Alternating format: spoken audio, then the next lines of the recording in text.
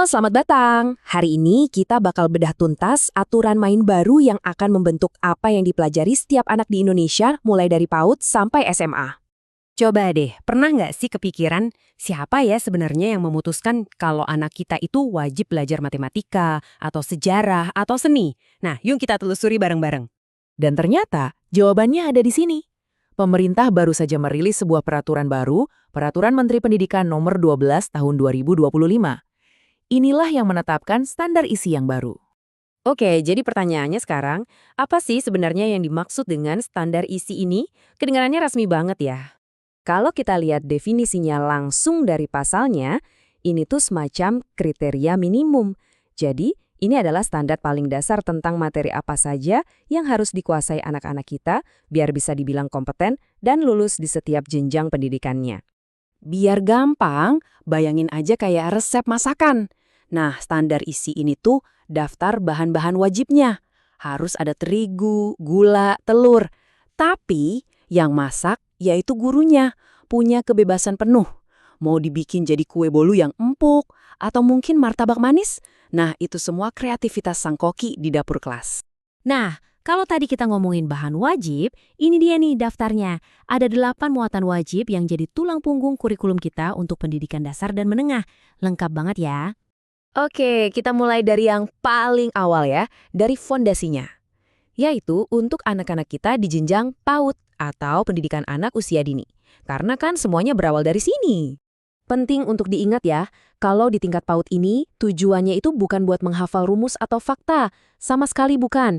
Fokusnya itu pengembangan yang menyeluruh di 8 area penting ini. Mulai dari nilai agama, identitas diri, sampai kebiasaan hidup sehat. Ini benar-benar bekal dasar buat kehidupan mereka nanti.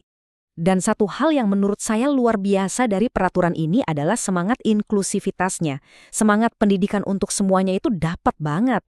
Ini kelihatan jelas banget waktu kita ngomongin program untuk anak-anak berkebutuhan khusus. Jadi ada materi umum yang berlaku untuk semua, tapi ada juga materi khusus yang disesuaikan banget sama kebutuhan unik mereka. Contohnya ya tentu ada pengajaran sistem Braille atau pengembangan komunikasi.